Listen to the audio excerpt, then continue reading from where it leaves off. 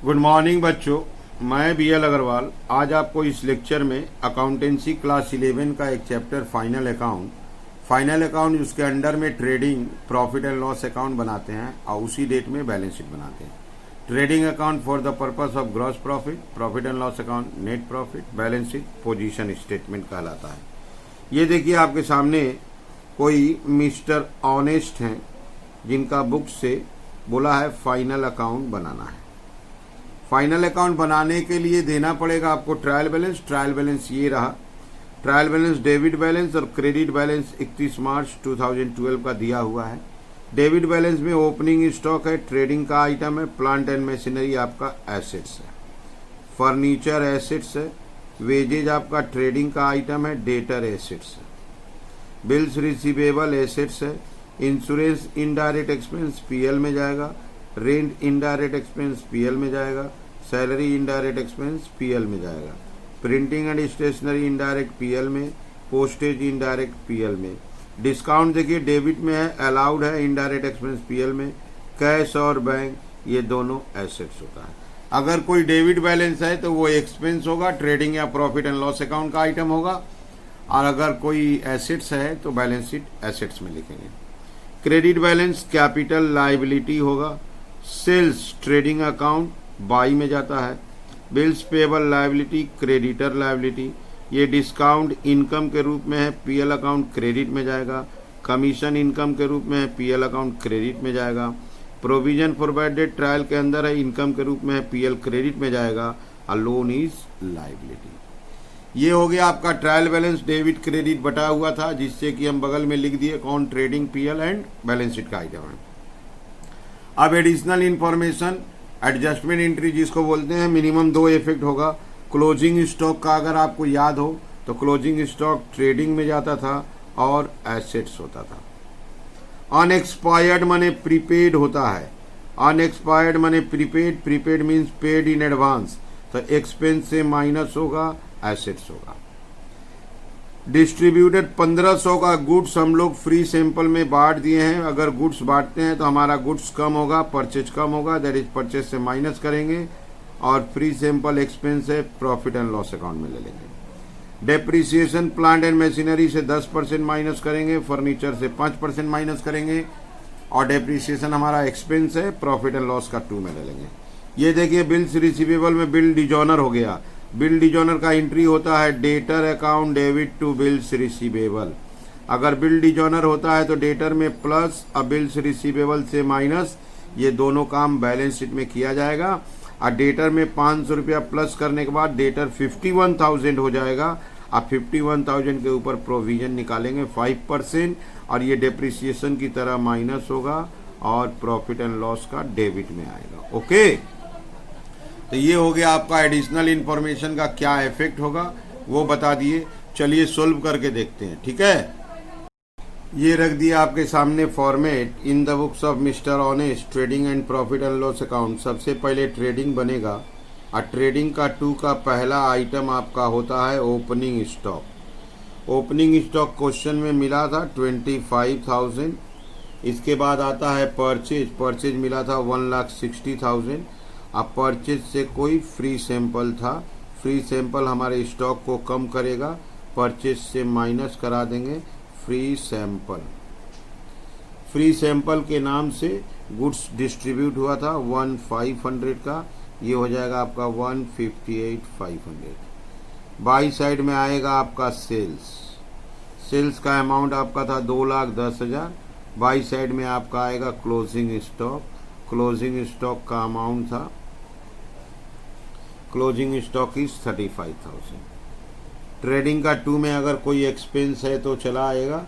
एक एक्सपेंस है वेजेज है 25,000, ट्रेडिंग का 2 में लाएंगे वेजेज 25,000।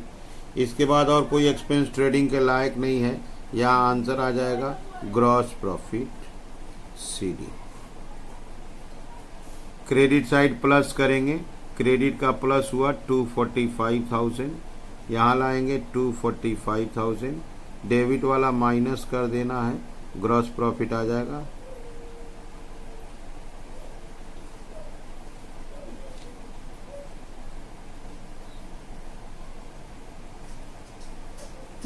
36,500 ग्रॉस प्रॉफिट आ गया बाई ग्रॉस प्रॉफिट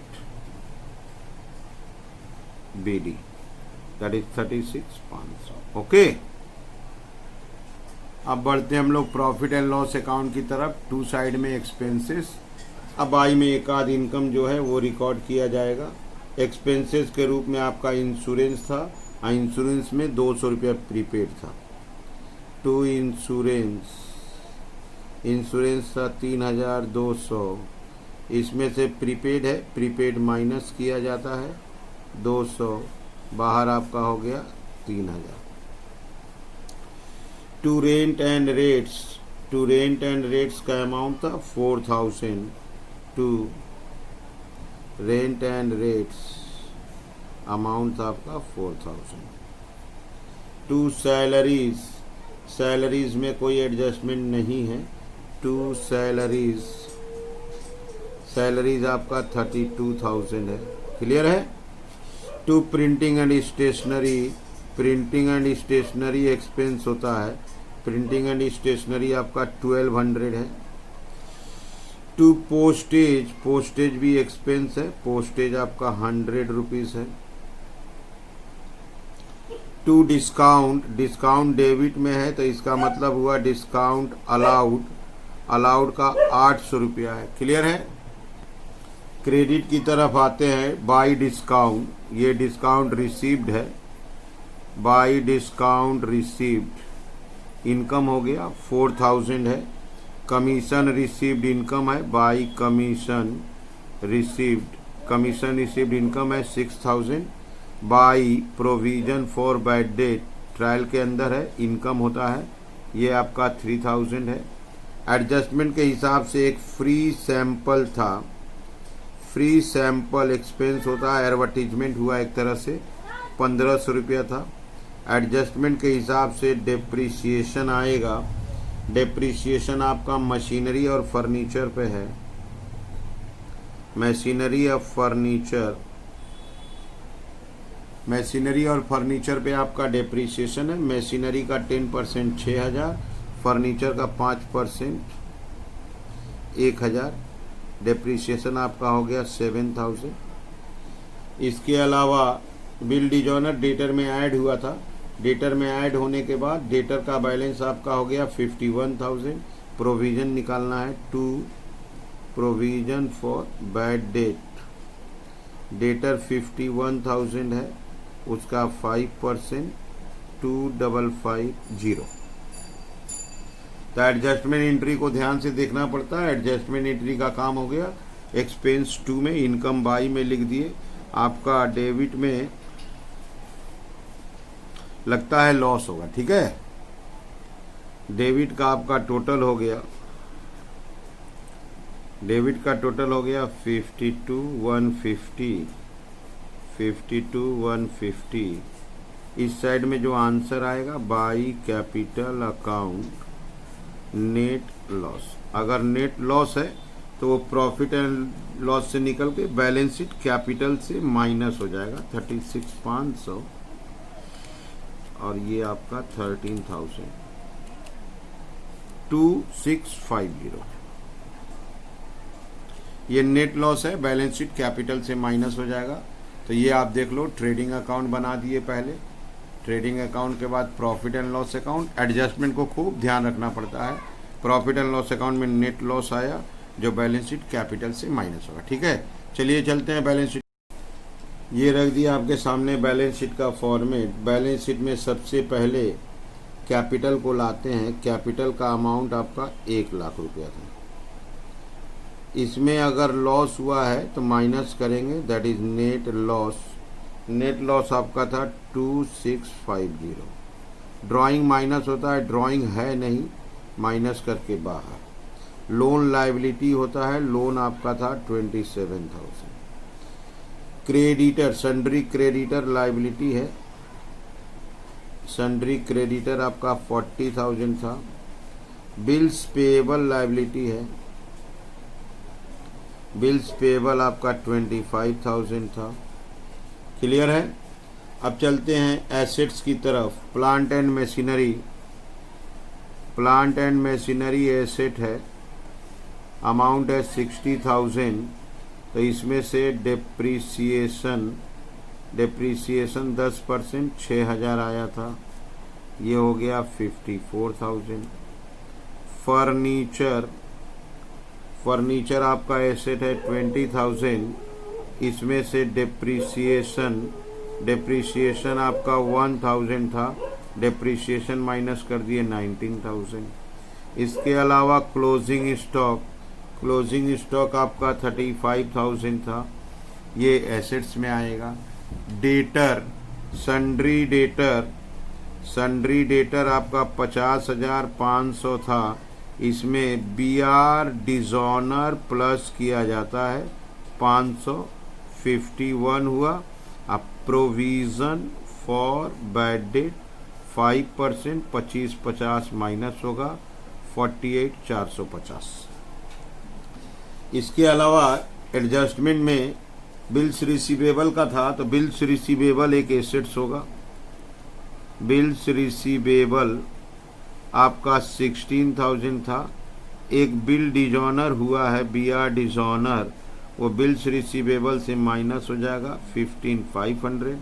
एडजस्टमेंट के हिसाब से एक प्रीपेड इंश्योरेंस था, प्रीपेड इंश्योरेंस एसेट्स होता है, वो 200 आ गया। और देखते हैं आपका एसेट्स में बैंक था 15,000 था, कैश आपका 2,200 था। और आइटम देखते हैं, और कुछ समझ में नहीं आ रहा है। अब इसको अगर हम प्लस करते हैं तो बोथ साइड इक्वल होना चाहिए। अगर बोथ साइड इक्वल होता है तो हम लोग सही बनाए हैं। देखते हैं लायबिलिटी साइड 97,350 कैपिटल का है, उसके बाद आपका 65, 85, 92 और लायबिलिटी मिला के है। लायबिलिटी का टोटल हो गया आपका 189,350। चलते हैं एसेट्स की तरफ। यस, एसेट का भी टोटल आ गया 189,350। दोनों टोटल अगर मैच करता है तो हम लोग बोल सकते हैं सही बनाए हैं। ये देखिए आपका एसेट्स, डेप्रिसिएशन माइनस कर दिए, डेटर में bill dishonour plus, provision minus, bills receivable से bill dishonour minus, prepaid insurance minus किए थे, एसेट्स होता है। और कैपिटल में नेट प्रॉफिट होने से प्लस होता है, नेट लॉस होने से माइनस कर दिए। क्लियर है? तो ये हो गया आपका बैलेंस शीट। आप लोग वीडियो को पॉज कर लीजिए, क्वेश्चन को लिखिए, मेरे साथ धीरे धीरे बोलते हुए चलिए, सोल्व कीजिए, देखिए आपको 100% समझ में आ जाएगा। ठीक है? Okay, thank you.